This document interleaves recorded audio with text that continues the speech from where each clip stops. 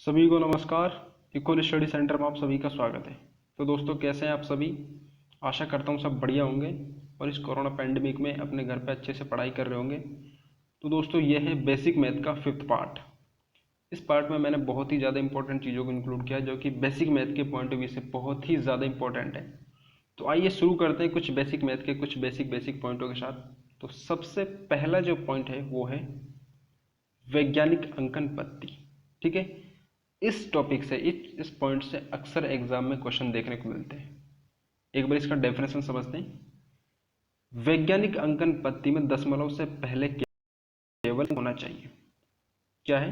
वैज्ञानिक अंकन पद्धति में दशमलव से पहले मतलब पॉइंट से पहले केवल एक अंक होना चाहिए और उसका रूप x इंटू 10 की पावर n में होना चाहिए। ठीक है, ये इसका डेफिनेशन है।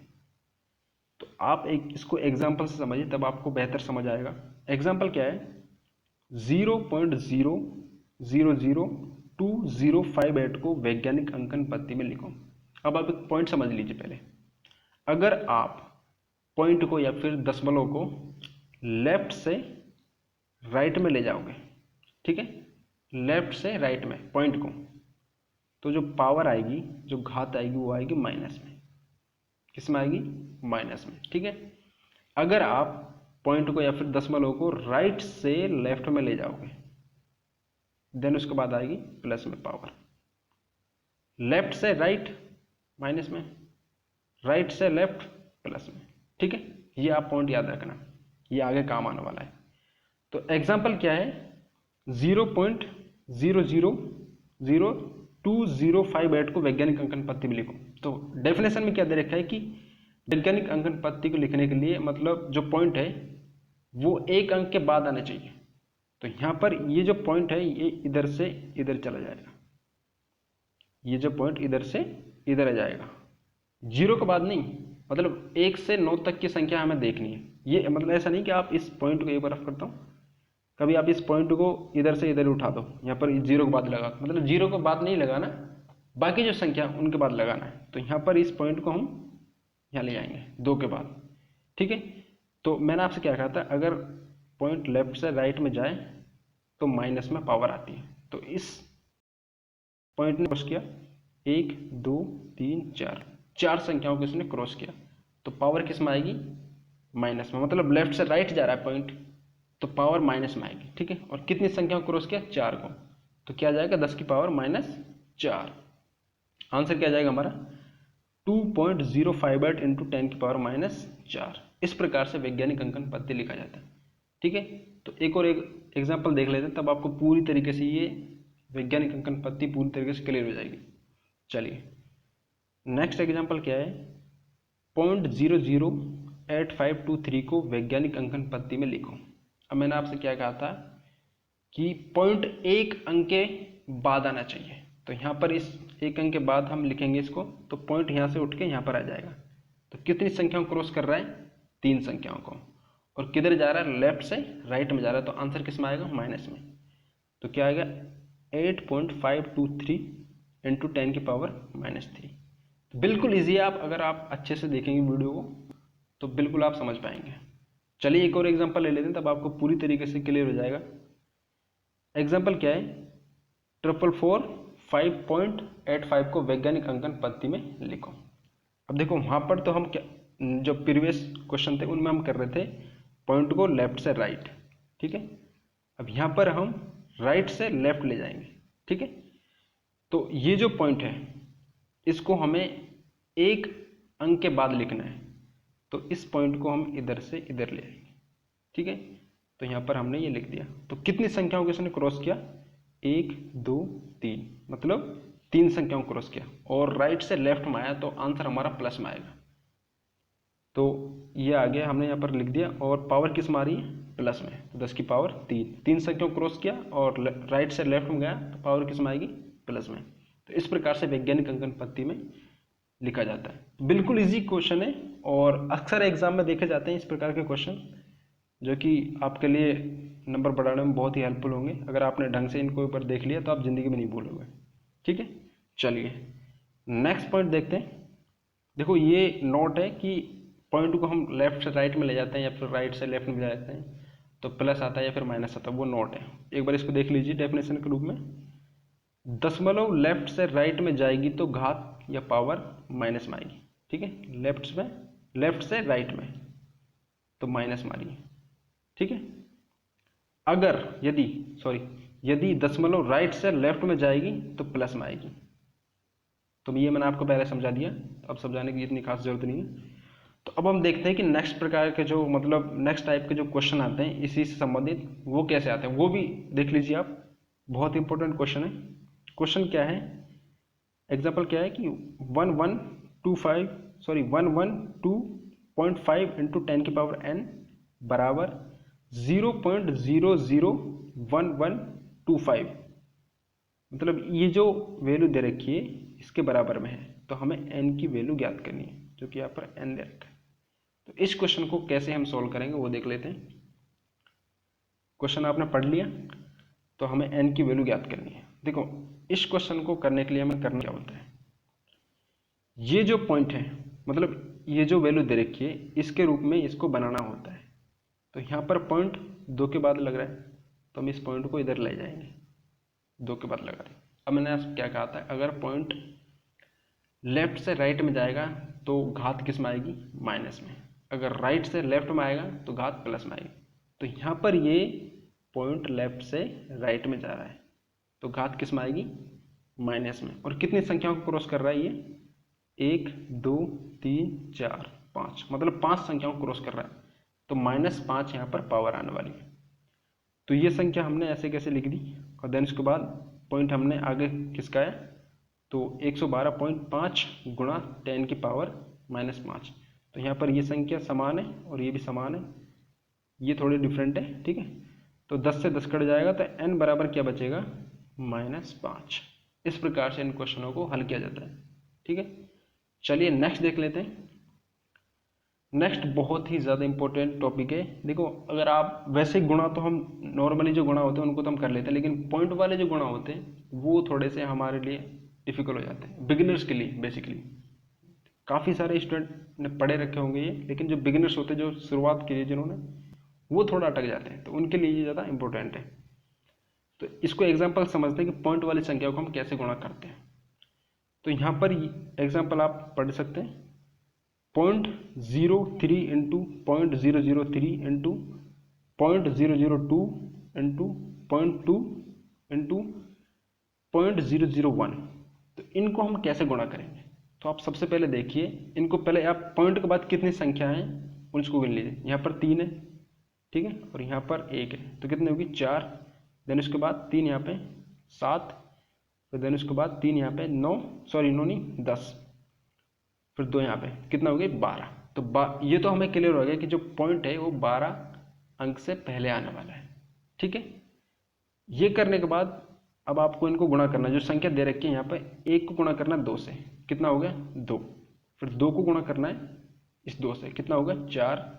फिर 4 को गुणा करना है 3 से, कितना हो जाएगा 12। फिर 12 को गुणा करना है 3 से, 36। तो हम 36 लास्ट में लिख देंगे, और फिर देन उसके बाद आगे हम 0 लगा देंगे। तो इस प्रकार से इन पॉइंट वाले सवालों को हल किया जाता है, ठीक है। तो ये हमारा आंसर हो जाएगा। चलिए नेक्स्ट देख लेते हैं।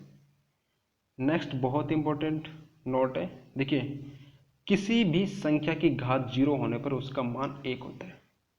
नोट क्या है, किसी भी संख्या की घात 0 होने पर उसका मान 1 होता है। देखिए, आप कोई भी संख्या ले लीजिए, अगर उसकी पावर 0 है तो उसका मान क्या आएगा 1। जैसे कि एग्जांपल में दे रखा है 414 की पावर 0, तो आंसर क्या आ जाएगा हमारा 1।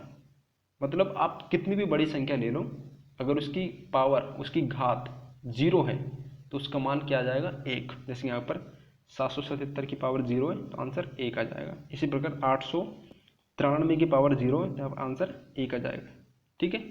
तो आई होप आपको ये समझ आया होगा। चलिए नेक्स्ट देखते हैं।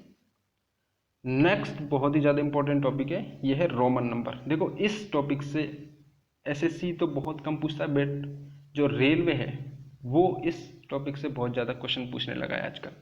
नेक्स्ट एनटीपीसी के एग्जाम हुए उनमें भी पूछे काफ़ी सारे सवाल, तो इसलिए मैंने इन टॉपिक को वीडियो में इंक्लूड किया है। तो चलिए एक बार समझ लेते हैं कि रोमन संख्या क्या होती है या रोमन नंबर क्या होते हैं। देखिए आपने इस प्रकार की संख्या तो देखी होंगी, ये वाली first, second, third, fourth, fifth, six, इस प्रकार की जो संख्या होती है वो रोमन संख्या होती है। अब ये तो हो गई छोटी वाली, मतलब 10 तक की। अब बड़ी संख्या अगर हम देखेंगे तो एक बार उनको भी देखेंगे, पहले इनका आप देख लीजिए कि रोमन संख्या होती क्या है। तो इस प्रकार की जो संख्या होती है उनको हम रोमन संख्या बोलते हैं, ठीक है।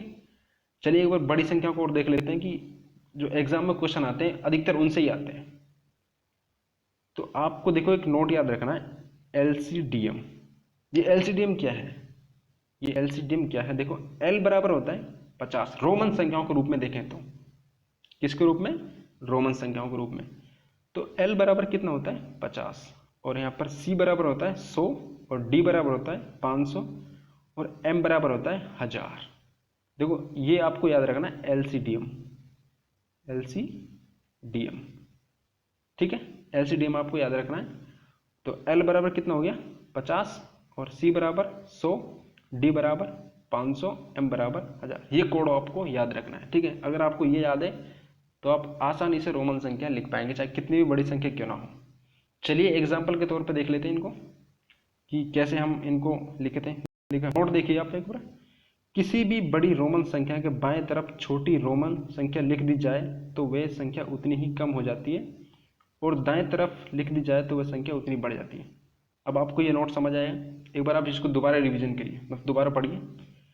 किसी भी बड़ी रोमन संख्या के बाएं तरफ छोटी रोमन संख्या लिख दी जाए तो वह संख्या उतनी ही कम हो जाती है, और दाएं तरफ लिख दी जाए तो वह संख्या उतनी ही बढ़ जाती है। देखिए अब आपको अगर ये नहीं समझ आए तो आप एग्जाम्पल से इसको पूरी तरीके से समझ जाएंगे। अभी मैं एग्जाम्पल ले रहा हूँ, तो एग्जाम्पल क्या है, देखिए संख्याओं को रोमन संख्या में बदलो, ठीक है। तो L बराबर कितना होता है 50, C बराबर 100, D बराबर 500, M बराबर 1000। तो अब आपको देखो एग्जाम्पल में दे रखा है 60, क्या दे रखा है 60। 60 को हमें रोमन संख्या में बदलना है। तो कैसे लिखेंगे, तो आप देखिए 60 के करीब कौन सी रोमन संख्या है, तो 60 के करीब हमें दिखाई दे रही है 50, और 50 को हम लिखते हैं L, ठीक है। क्या लिखते हैं L। अब हम 60 को कैसे लिखेंगे, देखिए अब L में कितने की कमी है कि ये 60 हो जाए, मतलब 50 में कितने की कमी है कि ये 60 हो जाए, बेसिकली 10 की कमी है। अगर इसमें 10 जुड़ जाएगा तो ये 60 हो जाएगा। तो अब हमें 10 जोड़ने के लिए इसके राइट में 10 लिख देना। तो ये तो आप जानते होंगे 10 होता है, ठीक है। तो ये बन गया हमारा 60, इसको हम बोलते हैं रोमन संख्याओं में 60।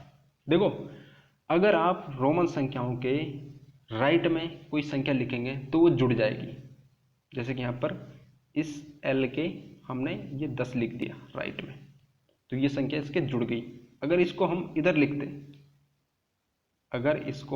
लिखते तो ये घटती, तो कितना होता है ये, तब होता है 40, क्योंकि 50 में से 10 घटेंगे तो 40 आएगा, ठीक है। नेक्स्ट एग्जांपल है 90। तो इसको हम कैसे लिखेंगे, देखो अब आप इसके आसपास रोमन संख्या देखिए, तो 90 के आसपास है 100, और 100 को किस प्रकार से लिखते हैं हम, एक बार रफ कर देता हूँ। 100 को लिखते हैं हम C के रूप में, ठीक है। अब ये तो 100 है, लेकिन हमें तो 90 के निकालना है, तो हम C के लेफ्ट साइड 10 लगा देंगे, मतलब लेफ्ट साइड लगाएंगे तो वो संख्या घट जाती है, ठीक है। अगर हम इस ये लेफ्ट है और ये राइट है, तो लेफ्ट में हमने लगाया तो कितना बन गया ये 90, मतलब लेफ्ट में लगाएंगे तो वो संख्या घट जाती है, ठीक है, और राइट में लगाते हैं संख्या जुड़ जाती है। इस प्रकार से रोमन संख्या लिखी जाती है। इसी प्रकार अगला है 551, और इसको कैसे लिखेंगे, इसको रफ कर देता हूँ एक बार।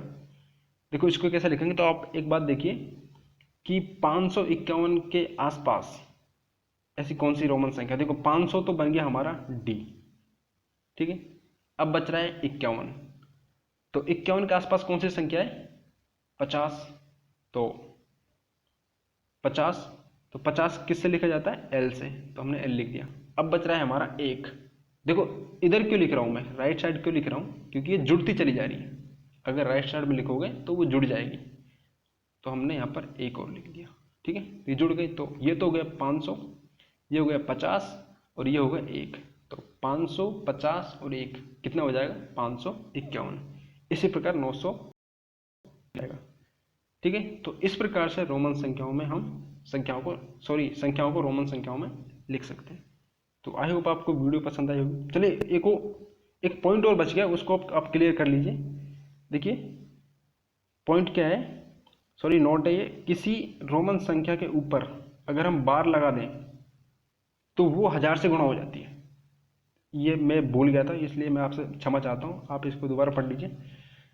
तो जैसे कि यहाँ पर m कितना होता है 1000, है ना, m बराबर क्या होता है 1000। ठीक है, तो 1000 के ऊपर हम बार लगा दें तो वो 1000 से गुणा हो जाता है। तो d बराबर क्या होता है 500, तो d के हम बार लगा देंगे तो 1000 से गुणा हो जाएगा। मतलब अगर रोमन संख्या के ऊपर हम बार लगा देते हैं तो 1000 से गुणा हो जाता है। ये नोट आप याद रखिएगा। तो अगर आपको वीडियो पसंद आई है तो आप वीडियो को like, comment, share and subscribe कर सकते हैं। मिलते हैं नेक्स्ट वीडियो में, तब तक के लिए टेक केयर।